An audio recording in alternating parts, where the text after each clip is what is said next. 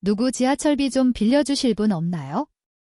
거리 한복판에서 허름한 옷차림의 할아버지가 도움을 청하고 있었다. 모두가 못 본 척 지나치는 가운데 가장 가난한 여고생만이 10,000원짜리 지폐 한 장을 건넸다. 그 후 그녀는 할아버지의 진짜 정체를 알게 된다. 시청하시기 전에 구독과 좋아요 부탁드립니다. 이곳은 서울 구로구 한 구석에 있는 지은 지 40년 된 낡은 아파트. 학교를 마치고 집으로 돌아온 박서윤을 지칠 대로 지친 어머니의 얼굴이 맞았다. 왔어, 서윤. 밥 차려놨어. 어머니 김혜진은 바람나 집을 나간 남편이 남긴 빚을 갚기 위해 낮에는 마트에서 시간제로 밤에는 식당에서 설거지를 하며 뼈가 부서져라 일하고 있었다. 다녀왔어요. 엄마 오늘도 늦으셨네요? 응, 괜찮아. 그것보다 자 이거. 혜진이 서윤의 손에 쥐어준 것은 구겨진 10,000원짜리 지폐 한 장이었다. 오랜 시간의 노동으로 거칠어진 어머니의 손길이 고스란히 전해졌다. 이게 뭐예요? 가끔은 친구들이랑 맛있는 거라도 사 먹. 어머니의 목소리가 다정하게 울렸다. 요즘 버블티 같은 게 유행이라며? 맨날 참게만 해서 정말 미안해. 어머니의 말이 날카로운 바늘처럼 서윤의 가슴을 찔렀다. 정작 어머니는 몇 년째 옷 한 벌 사 입지 못했다. 화장품도 드럭스토어에서 가장 싼 것만 썼다. 그런 어머니가 필사적으로 번 돈. 이런 돈으로 나 혼자 즐겁게 쓸 수는 없었다. 그리고 무엇보다 서윤에게는 이 10,000원을 함께 써줄 친구가 단 한 명도 없었다. 학교에서 그녀는 가난뱅이라는 낙인이 찍혀 모두가 피하는 존재였다. 미안해요, 엄마. 사실 저 친구 한 명도 없어요. 목구멍까지 차오른 말을 필사적으로 삼켰다. 이런 사실을 알리면 어머니가 얼마나 가슴 아파할까? 어머니를 슬프게 하는 것만은 절대로 하고 싶지 않았다. 아니에요, 고마워요. 진짜 기뻐요. 서윤은 온 힘을 다해 미소를 지었다. 이번 주 일요일에 반 애들이랑 놀러 가기로 약속했거든요. 마침 잘 됐다. 그래, 다행이네. 재미있게 놀다 오렴.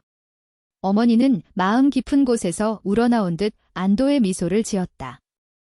그 미소를 볼 때마다 서윤의 가슴은 죄책감으로 터질 것 같았다. 이 10,000원은 쓸 수 없다. 그녀는 어머니의 사랑이 담긴 부적처럼 소중히 간직하기로 했다.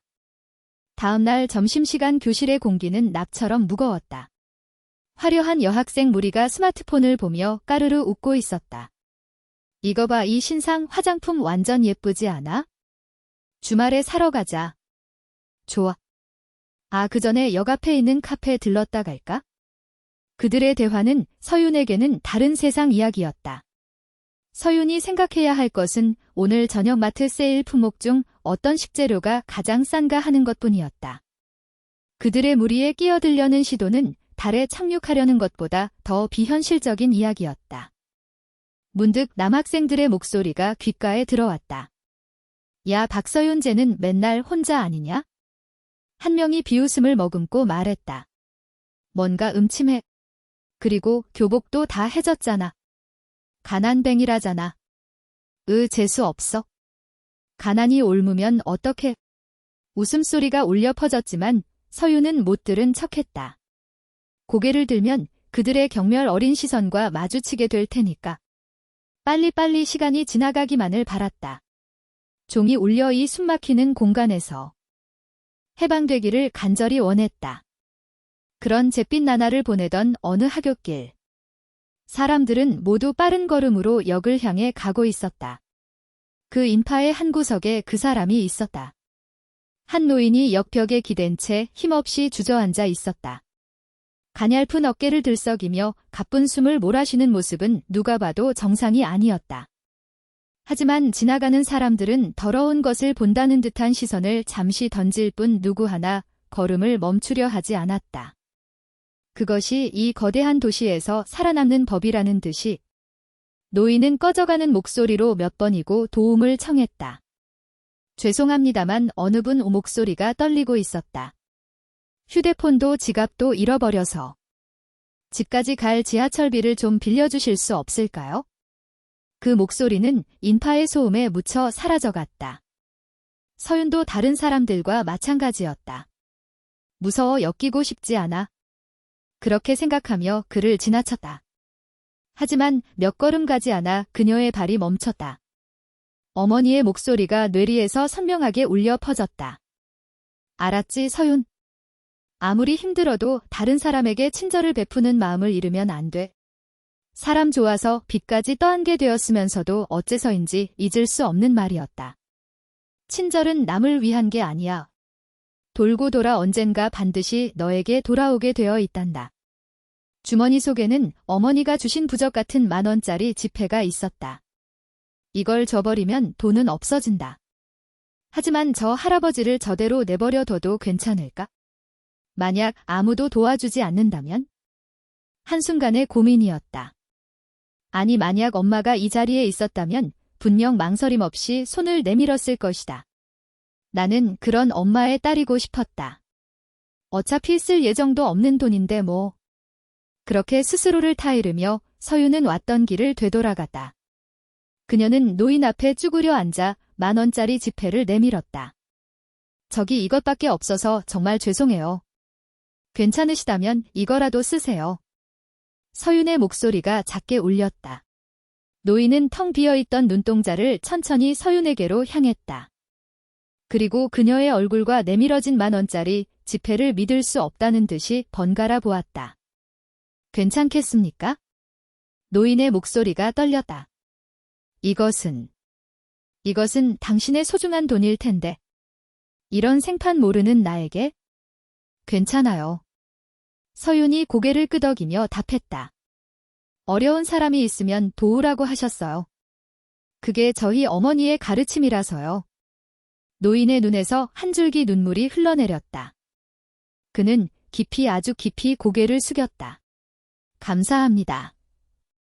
정말 감사합니다. 떨리는 목소리가 이어졌다. 이 은혜는 반드시 갚겠습니다. 부디 성함이라도. 아니에요. 정말 괜찮아요. 갚을 생각은 마세요. 그것보다 어서 집에 가셔서 몸 따뜻하게 하세요. 몸조리 잘하세요라는 말을 남기고 서윤은 이번에야말로 그 자리를 떠났다. 뒤돌아보지는 않았지만 등에 꽂히는 강렬한 시선을 분명히 느끼고 있었다.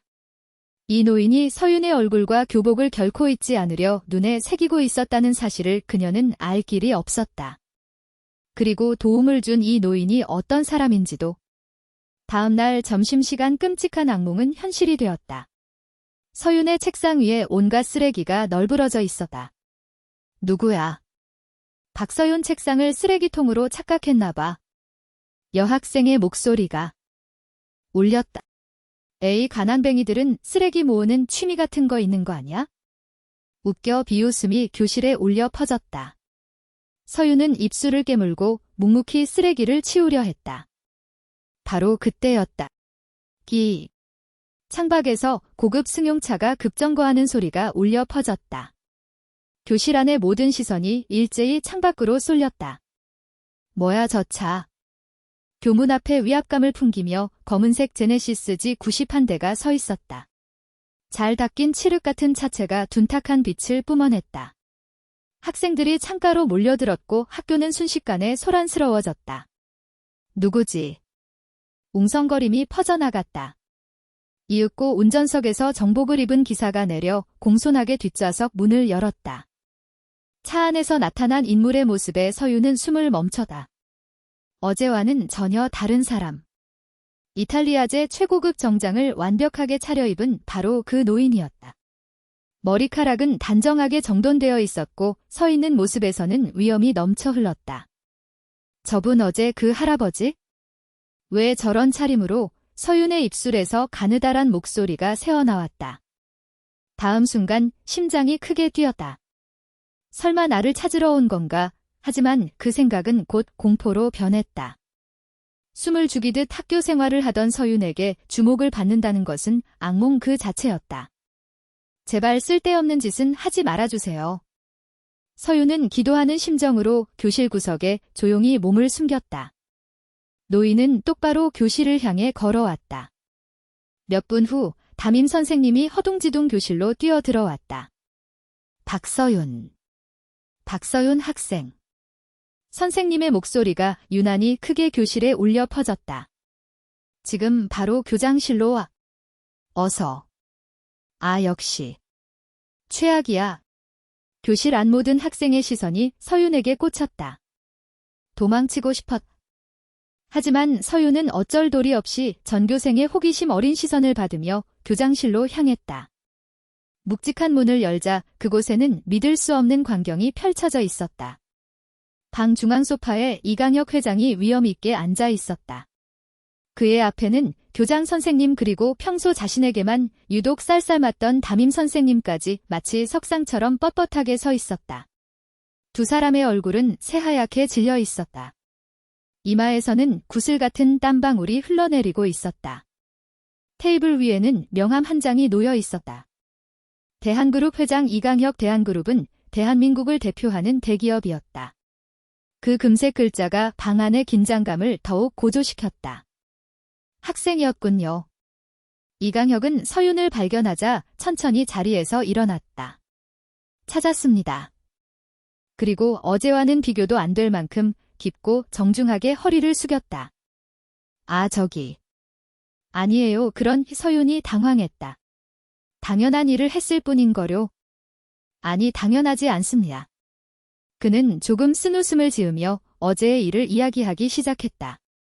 부끄러운 이야기지만 어제는 휴일이라 혼자 산책을 나왔다가 갑자기 지병인 현기증이 도졌습니다. 이강혁은 당시 상황을 떠올리듯 조용히 말을 이었다. 한동안 길가에서 꼼짝 못하고 있는 사이에 아무래도 가방을 도둑맞은 것 같습니다. 정신을 차렸을 땐 지갑과 휴대폰이 든 가방이 온데간데 없었습니다. 몸 상태도 좋지 않고 연락할 수단도 집으로 돌아갈 돈도 없었죠. 그야말로 망연자실한 상태였습니다. 그는 서윤을 똑바로 바라보았다. 그런 절망적인 상황에서 말을 걸어준 사람이 바로 학생이었습니다. 지금 이 나라에서 생판 모르는 노인을 도우려는 학생의 행동이 얼마나 고귀하고 용기 있는 일인지. 학생의 진심 덕분에 제 마음이 구원받았습니다. 정말로 고맙습니다. 이강혁은 다시 한번 깊이 고개를 숙였다. 학생을 잊고 싶지 않아서 필사적으로 교복의 교표를 외웠습니다. 그것을 단서로 비서에게 이 근방의 학교를 전부 조사하게 해서 마침내 학생을 찾아낼 수 있었습니다. 부디 보답하게 해주십시오. 이강혁이 서윤을 바라보았다. 어떤 소원이든 말해보세요. 학생의 앞으로의 인생은 제가 책임지고 보장하겠습니다. 예를 들면 해외 대학 유학비라든가 가족과의 여행 무엇이든 좋습니다. 너무나 비현실적인 말에 서윤은 그저 어쩔 줄 몰랐다. 해외 유학 마치 꿈속 이야기 같았다. 하지만 그녀는 고개를 저었다. 정말 아무것도 필요 없어요. 보답받을 만한 일은 아무것도 하지 않았으니까요. 그리고 미소 지었다. 어제 배웠을 때보다 건강해 보이셔서 그게 저에게는 무엇보다 큰 보답이에요. 그때 이강혁의 시선이 서윤의 발치에 멈춰다. 몇 번이나 수선해서 신어온 앞코가 살짝 다른 로퍼, 그리고 교복 소매뿌리에 있는 스스로 꿰맨 작은 흔적. 그는 서윤의 모든 것을 짐작한 듯 했다. 하지만 그녀의 자존심을 상하게 하지 않으려는 듯 그 이상은 아무것도 묻지 않았다. 알겠습니다. 하지만 이것 하나만은 부디 받아주셨으면 합니다. 이강혁이 꺼낸 것은 한 장의 심플한 명함이었다. 거기에는 회사 이름 없이 그의 이름과 개인 연락처만 적혀 있었다. 인생이란 언제 무슨 일이 일어날지 모르는 겁니다. 만약 학생이나 학생의 소중한 가족이 정말 어쩔 수 없이 힘든 상황에 부닥쳤을 때 이 저에게 연락을 주십시오. 아무리 사소한 일이라도 괜찮습니다. 반드시 학생의 힘이 되어 드리겠습니다. 이것은 저의 진심 어린 약속입니다. 서윤은 그 박력에 압도당하면서도 그 명함을 받아들었다. 따로 보답을 바라고 한 일이 아니니까. 연락할 생각은 없었다. 이 사람에게 연락할 일은 분명 평생 없을 것이다. 그날 밤 서윤의 생각은 집에 돌아온 순간 산산조각이 났다. 쾅! 쾅! 아파트 문이 밖에서 거칠게 걷어차였다. 어머니와 단둘이 먹던 소박한 저녁 식사가 공포의 목구멍으로 넘어가지 않았다. 문 열어. 안에 있는 거 다 알아. 고성이 울렸다. 어머니의 얼굴에서 핏기가 싹 가셨다. 문에 안전고리를 걸어두었지만 그것도 허무하게 몇 번의 충격 끝에 끔찍한 소리를 내며 부서졌다. 덩치 큰 남자가 흙 묻은 신발 그대로 방 안으로 들어왔다. 담배 냄새가 방 안에 진동했다. 어이 더는 못 기다려. 남자가 소리쳤다. 이자가 얼마나 불어났는지 알고는 있겠지. 당장 전액 다 갚아. 어머니는 떨면서 그 자리에 무릎을 꿇었다. 죄송합니다. 정말 죄송합니다. 제발 조금만 더 시간을 주시면 안 될까요? 반드시 일해서 갚겠습니다. 그 소리를 지금까지 몇 번이나 들은 줄 알아. 남자의 얼굴이 일그러졌다. 다음 순간 남자는 무릎 꿇은 어머니의 머리채를 거칠게 잡아챘다. 깍. 어머니의 비명이 울렸다. 선반에서 작은 액자가 떨어졌다. 쨍 하는 소리와 함께 산산조각이 났다. 하지 마세요. 서윤이 소리쳤다. 그것은 서윤이 어릴 적 아버지가 아직 집에 있었을 때의 몇 안 되는 가족 사진이었다. 서윤은 비명을 지르며 남자에게 매달렸다. 그만해요. 우리 엄마 놔주세요. 뭐야 이 꼬맹이는? 저리 안 꺼져. 서윤은 갓난아기처럼 간단히 내동댕이 쳐졌다. 등을 벽에 세게 부딪혔다. 눈앞에서 어머니가 고통과 굴욕으로 얼굴을 찡그리고 있었다. 그 광경이 슬로우 모션처럼 보였다. 분하고 밉고 무서웠다. 그리고 무엇보다 아무것도 할 수 없는 자기 자신이 너무나 무력하고 한심했다. 누가 좀 도와줘. 경찰. 안 돼. 민사불개입 원칙이라면서 분명 제대로 상대해주지 않을 거야. 절망이 마음을 지배하려던 순간이었다. 내동댕이 쳐진 충격으로 교복 주머니에서 딱딱한 카드가 미끄러져 나왔다. 이강혁의 명함이었다. 그의 얼굴이 뇌리에 떠올랐다. 안 돼. 이런 일로 연락하면 안 돼. 저런 대기업 회장님은 이런 일에 휘말리게 할 수는 없어? 그렇게 스스로에게 되뇌었다. 바로 그때였다. 남자의 비열한 목소리가 서윤의 귀를 꿰뚫었다. 돈이 없으면 어쩔 수 없지? 남자가 희죽거리며 천박한 웃음을 지었다. 내 그 몸으로라도 갚아야겠어. 아직 쓸만하겠는데. 남자가 어머니에게 손을 뻗으려 했다. 그 광경이 서윤의 마음을 도려냈다. 오직 엄마를 구하고 싶어. 엄마만큼은 반드시 지키고 싶어. 그 마음 하나로 서윤은 떨리는 손으로 스마트폰을 움켜쥐고 필사적으로 이강혁의 명함에 적힌 번호를 눌렀다. 몇 번의 신호음 끝에 전화기 너머에서 차분한 목소리가 들려왔다. 네, 이강혁입니다. 서윤의 목소리가 떨렸다. 박서윤이에요. 학교에서 배웠던 서윤은 흐느끼며 두서없이 상황을 설명했다. 무슨 말을 했는지 솔직히 잘 기억나지 않았다. 그저 도와달라는 마음뿐이었다. 알겠습니다. 이강혁은 침착했다. 지금 바로 그곳으로 가겠습니다. 주소는 압니까? 그의 냉정한 목소리에 서윤은 조금 정신을 차렸다. 아파트 주소를 말해다. 됐습니다. 제가 도착할 때까지 절대 무리하지 마세요. 알겠습니까? 그렇게 말하고 전화는 끊겼다. 어따 전화질이야 이 꼬맹이가. 휴대폰을 빼앗겨 부서졌다. 그리고 마침내 어머니가 억지로 밖으로 끌려나가려는 순간이었다. 아파트 밖에서 차가 멈추는 소리가 들렸다. 너무나도 빠른 도착이었다. 10분도 채 지나지 않았다. 문이 열리고 그곳에는 이강혁이 서 있었다. 그는 엉망이 된 실내와 겁에 질린 모녀 그리고 험상궂은 사채업자를 천천히 둘러보았다. 그리고 방 안의 공기를 얼어붙게 하는 목소리로 입을 열었다. 당신이군요. 박서윤 양의 아버님께서 남기신 채무를 관리하고 있다는 분이. 뭐야 당신은? 상관없는 늙은이는 당장 꺼져. 남자가 위협했지만 이강혁은 전혀 동요하지 않았다. 그는 손에 들고 있던 서류 가방을 조용히 열었다. 안에서 두툼한 현금 뭉치를 꺼냈다. 이것이 원금과 법으로 정해진 상한 금리로 계산한 이자입니다. 이걸로 전액 변제하겠습니다. 이강혁의 목소리는 냉정했다. 남자는 현금을 보고 순간 얼굴이 환해졌다. 하지만 이내 천박한 미소를 지었다. 하.